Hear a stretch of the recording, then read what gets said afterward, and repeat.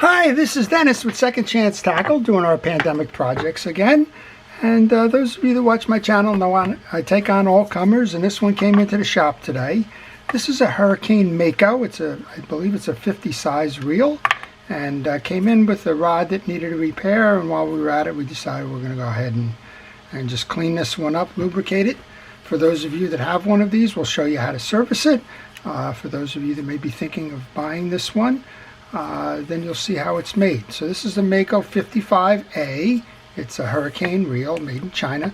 And let's just get started as I normally do by removing the external parts, and by thanking our first responders and emergency personnel and essential personnel for all they're doing during the pandemic to keep us safe. Really do appreciate all of your efforts and putting your life on the line every day in support of those around you. So thank you very much, and we appreciate it beyond words. All right, this has got a lot of dust on it and shore kind of dirt, so I'm just going to use a general cleaner. It's a degreaser, it's Purple Power, and that'll help just take that stuff right off. Some folks ask about ultrasonic cleaners. I kind of shy away from them with reels that have the decals. I just don't like the effect on them. Sometimes the paint and the like will dull. I will use it, but something like this that's decaled, it's going to just have a chance of ripping it off. That's not a good idea, so we'll just kind of leave that as it is. We'll come back and service these drags in just a moment, or at the end of the main body cleaning and lubrication, but I like to kind of leave that for last. So if you're wondering about the drag setup in this one, just bear with me. Okay, you'll notice a couple of things while I'm doing this. One is that I have a protective glove on my hand. That's to keep the junk off of it as best I can. Also serves as a tool from time to time as I need to spread grease and the like. And you'll also notice I take pictures along the way. In this case, I'm taking pictures by way of a video. And you'll notice I'm using a parts tray in the background there to store my pieces and parts, so I know where to find them later. Alright, this is a handle with a handle screw. It's removed. It has a through shaft which goes through the main gear. And I like to put that screw right back onto the handle so I don't lose that at a later date. Now we'll take the case off. Actually, we can go either way. So there's a click washer and a shim washer. Then there's a set screw. I'm going to do the rotor here. Take that set screw out. That goes into my parts tray. And then this is a 12mm nut, and you want to just check, see which way it's coming off. So it's tightening when I turn it in the traditional sense, which means that this is a reversed screw. That is, that it comes off in a clockwise fashion. So throw out your rules about lefty-loosey and righty-tighty. It doesn't work that way here. Alright, I'm going to just use that cleaner again just to get down into the sides of this. There's some accumulated grease on there. So I'm using that cleaner and some cotton swabs. That helps to get rid of the surf. I know this reel is used in a surf, so that's kind of what it's getting rid of there. Just some dried salts and greases and the like, just accumulated over time. And while I have the rotor, I'm going to use some fishing reel oil to place the oil in the seams of the bail and on the line roller. And I'm just going to work it in. This bail was tripping fine when I tested it, so there's no reason to do anything other than just kind of test it out there. Alright, so the rotor has been cleaned up. This has a little bar mechanism, so you don't have to remove that bar. Alright, let's get into the main body then. You have to remove this little arm here in order to remove the bump cap. That's an anti-reverse override arm, so that tells you, well, as I was looking at it from up top, what you learn is that this does not have an infinite anti-reverse. It has the older click style.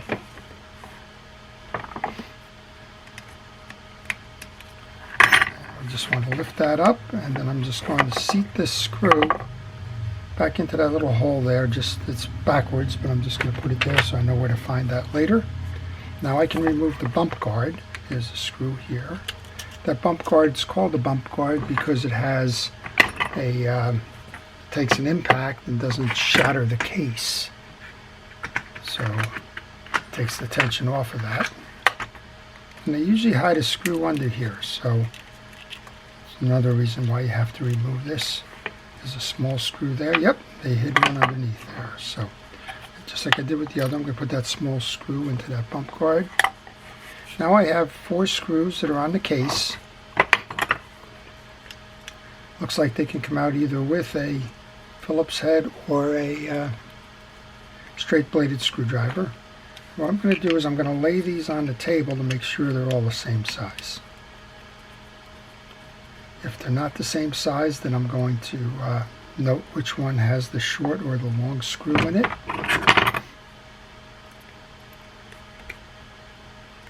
And when I go back to reassemble, I want to make sure that I know. Just can't get that little guy out. There you go. Well, 2 are the same. Let's go down here. If there's any one that'll be short, it'll be the one under the bump guard. That's the 3rd. And let's see if the 4th one is the same or not. There's a chance that they're all the same. Okay, all 4 of those are the same. I'm going to leave them on the table because I'm not going to spend a lot of time in and out here. I'm just going to remove this side plate now.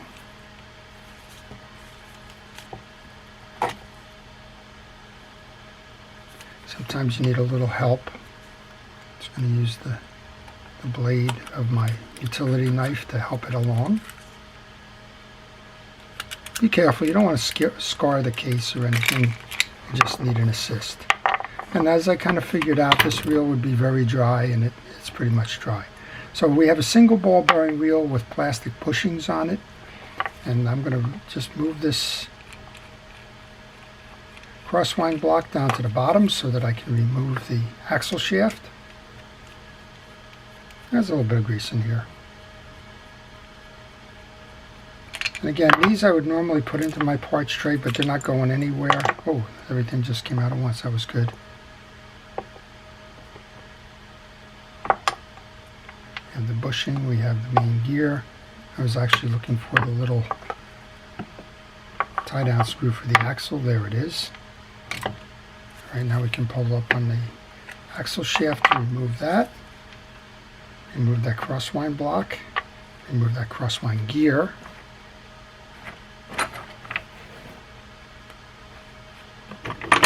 I have too many tools on my table at the moment.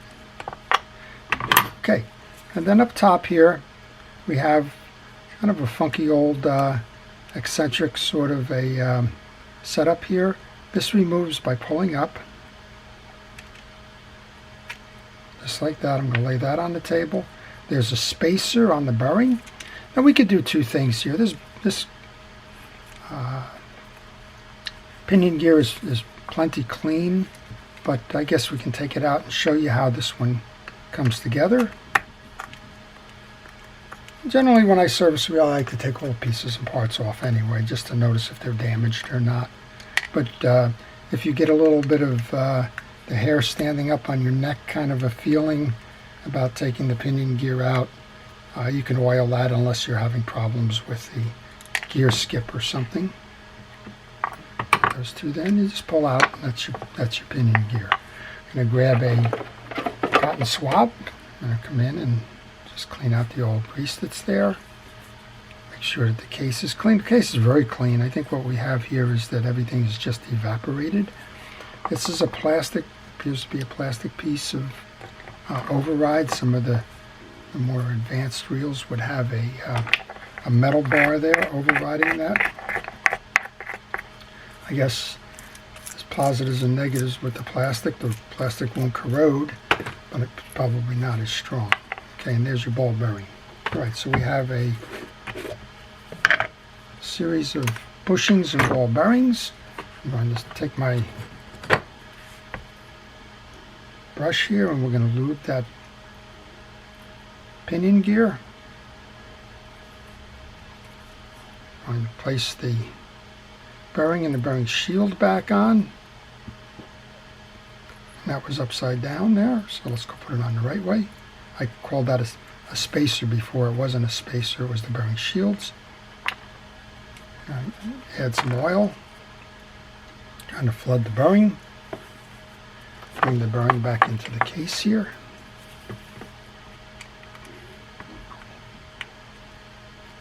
And we can grab our two tie-down screws here so that we can put those back on. So it's a 55 size reel. This is appropriate for casting from shore. As I mentioned, I know this one's used in the surf. It's a nice size reel if you're fishing inshore from a boat. It's great as a pier fishing reel. You get some nice casting going on with that. And overall, it's probably the most universal sized reel in the market for salt water. It's between the 50 and the 60, so 55. And not somebody, but I generally get asked questions about what reel should I buy, and I always say, if you have multiple types of fishing going on and you're not certain, the best thing to start with is a 50 or a 60 size reel if you plan on fishing salt water, because it gives you the most options in terms of how to use that. All right, main gear, I'm checking the teeth to make sure that the teeth are all aligned and not chipped or broken, both on the main drive as well as on the rear drive that's going to drive that crosswind block.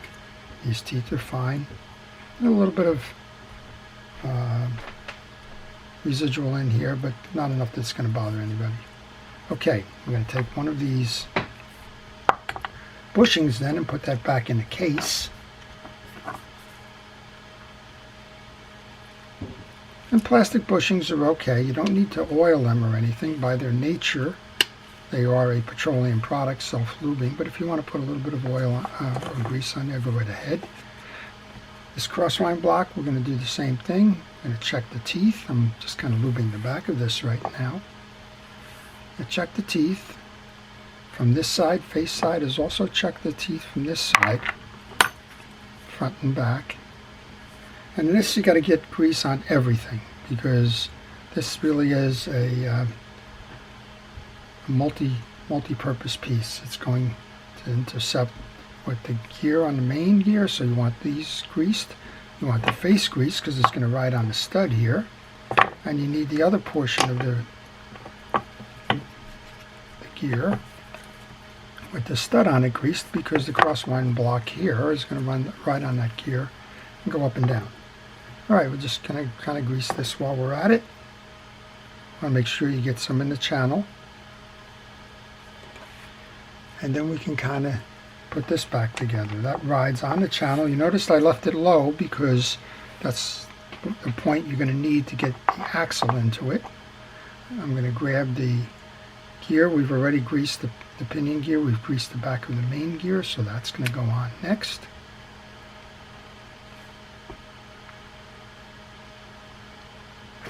Just looking for my little pick.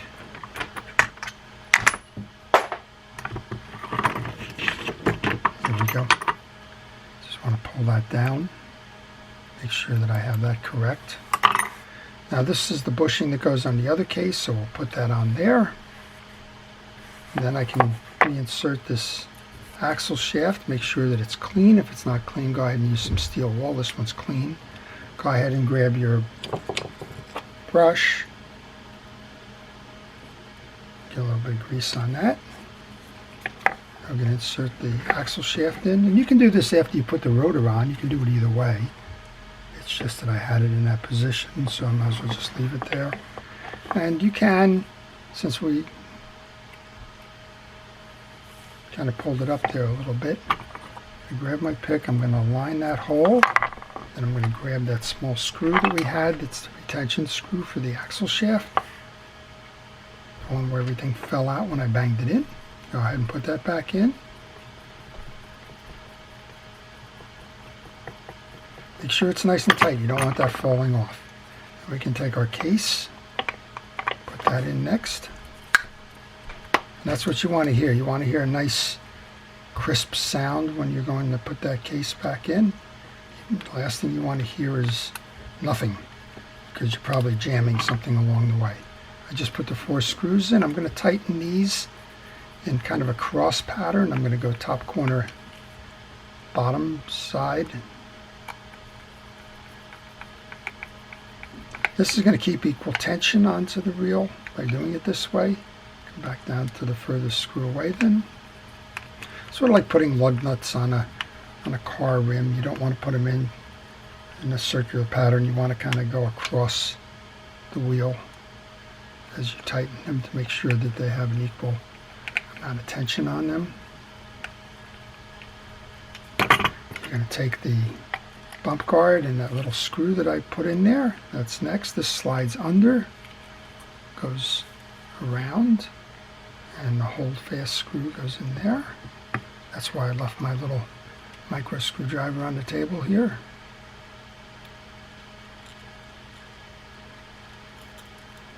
I'll just use that.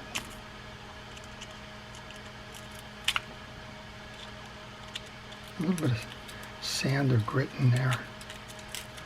And then I'm just going to turn it by hand before I go any further, because if I have a problem now, you want to correct it before you go and put the rest of this reel back together. Alright, we have that little override arm. Let's go ahead and get that on the reel. And I can start putting some of these tools away. There we go. Now we can check to make sure that this is working properly. So if we're riding it now, in the spin mode it goes this way. When you go to back it off, it pulls it out, as you can see. But this one's in override mode.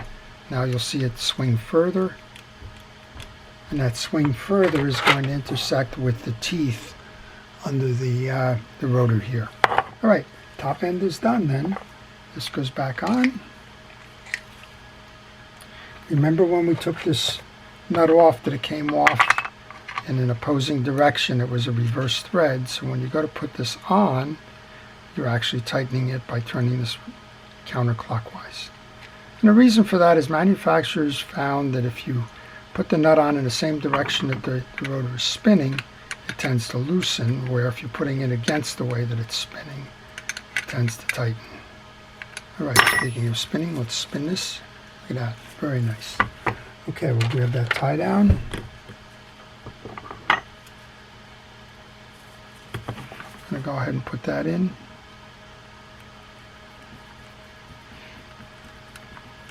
We'll take care of that spool. We'll give it a final test drive and we'll make sure everything's good. We want to check the drag washers in this, and while I look at my parts tray, we might as well just go ahead and put the handle in.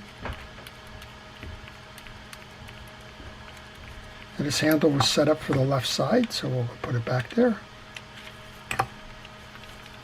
It's got a collapsible handle. If you need be for storage, you can take that down.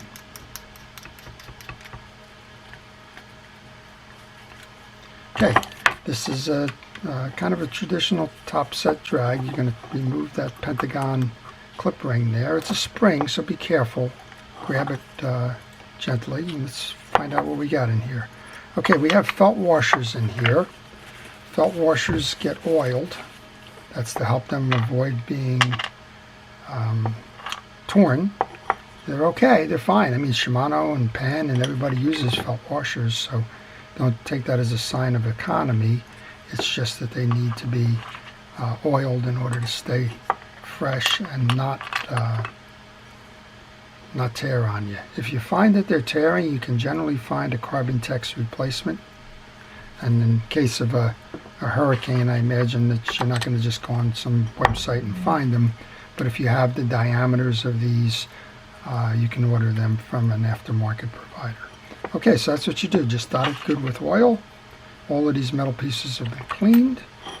We've got the hold fast we're going to put back in now. Again, be careful here. You can shoot that, and if you shoot it, you're going to be spending some time looking around your shop for it, because these things tend to fly. Alright, that's your drag stack. Just going to go ahead and put that back on here. Oops. See, That's what the value of a parts tray is. There's a click rotor that goes under there. That click rotor tells you when the drag is letting line out. There's a little click tongue underneath the spool here, this little guy on a spring, and when it reverses it clicks against this rotor, and then there's a spool shim on top of that which helps with the line height. It's a little adjustment there. As soon as I went to put that on and it bottomed out, I realized I didn't have that on. Alright, let's tighten this up then. Drags are working. There's a nice smooth reel. Let's just make sure our bail is working properly. There you go. Alright, Hurricane makes the reel. It's called a Mako 55A. It's a nice single ball bearing reel. You saw the inside construction. It's a traditional design, so there's nothing really unusual going on with that reel. It's been lubed up. That was probably the biggest thing in there, was it was dry. So I know we've answered that question before in terms of, you know, what's appropriate for service. Well, every reel deserves service, whether it's on the low, medium, or high end range of that reel. And this one's ready to go fishing again. So we'll get this back out there and get it back fishing, and hopefully go catch some bluefish during the season while it's open. So I hope you've enjoyed that. If you did, please like it. If you want to see more of this type of video, please subscribe, as I post frequently. If you have a reel that needs to be serviced or repaired and you're not up for doing it yourself, well, I provide that service as well, and you can look at the business card that follows. Contact me by email and I will provide you with the details on the service. So with that, this is Dennis with Second Chance Tackle. Thank you for watching.